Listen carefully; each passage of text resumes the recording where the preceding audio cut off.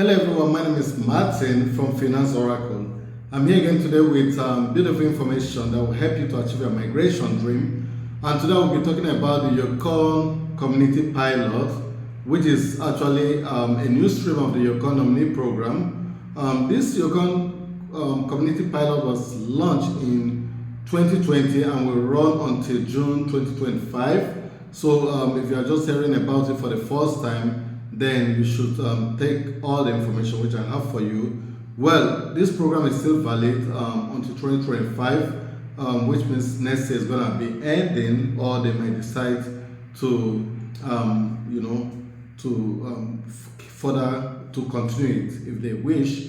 But then, one thing I would like to tell you about the Yukon Community Pilot, before I go into it deeply, is that if you get a nominee through the Yukon Community Pilot, you might likely be restricted in Yukon for 2 years. So this is important for you to take note, okay?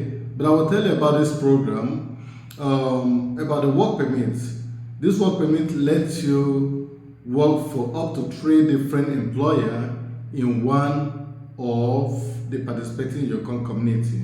So you can work for up to 3 different employers in one of the community which is participating. It will also allow you, it's valid for 2 years, and again, it doesn't need a labor impact assessment. So it doesn't need a labor market impact assessment, which makes it easier for people to employ. When there is a labor market impact assessment, the employers spend money to do this and spend time, so it becomes for them a bottleneck.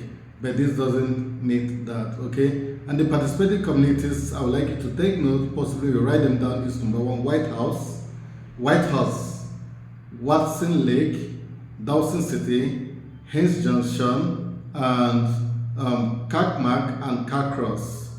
They are all communities in Yukon, okay? The work permit eligibility is number 1, you need to have 2 or 3 eligible job offer, a minimum of 1 job offer, 2 or 3 eligible job offer. You may be worried about how this is possible. Well, there are a lot of employers who are employing these communities who are looking for people to hire. So if you're eligible and you apply, then you may get the jobs. Then the next one, you need to sign a letter of support from government of Yukon. Okay? Then number 3, you need to meet the general requirement for a work permit, both health, police, character certificates, police clearance certificates, fitness to work, and a number of other things, including your English or language test, okay? So job offer requirements. The job you are offered must meet these following requirements. Number 1, they must all be in the same participating Yukon community. So if you get 2 jobs, ensure that you're getting these 2 jobs from the same community. Because you cannot work in different communities, and it must be a job that you can work for up to 30 hours in a week, okay?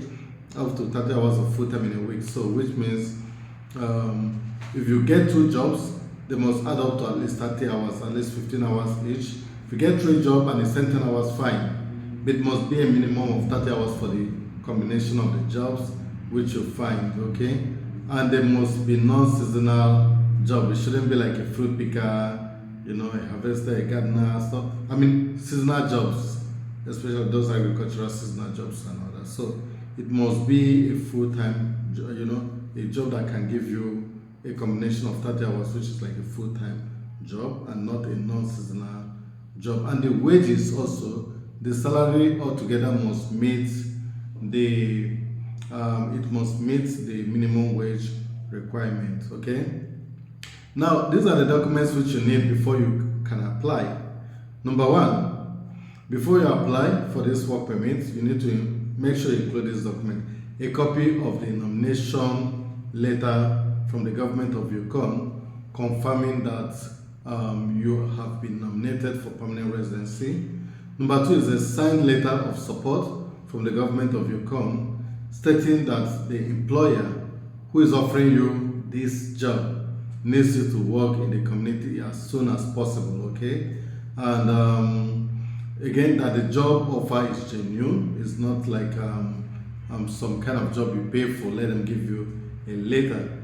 Then again, the letter also will be containing the details of the job offer, including the name of the employer, occupation, number of hours, and job location. So if you don't have these things in this letter, it will not be acceptable. There must be the name of the employer, the occupation, the number of hours, the job location. Well, you shouldn't worry about this. The employer himself knows that these things are needed, okay? Your employer actually is not required to submit an offer of employment in the employer portal. There's no need for this, unlike most of the videos I've done and I've told you, the employer has to also submit in the job portal. I mean, this is not necessary for this, okay? Now, how to apply for the work permit? You must apply online for the work permit. You can't apply on paper. It has to be an online application. And the application form and process you need to follow depends on where you are applying from. So you are going to be able to choose the country, then it will prompt you with the documents which you will be requiring. Okay, so you need to first select where you're applying for, then you will see the instructions. Okay, if you're in Canada already as a visitor, you don't have to study or work permit. You also need to select outside of Canada. It doesn't matter whether you're in Canada when you're applying or whether you're outside of Canada, but it is important that whether you're in Canada or not, in as much as you're on a temporary visa, you must choose outside of Canada. Well, I'm going to share with you the application portal, and I'm also going to share with you job offer in communities, some of these communities in Yukon, to help you to have a smooth selling through applying for this job. So guys, this is all I have for you, but I would like you to take action to go hit the application portal and submit some application. Probably this might be your lucky chance. Have a great day.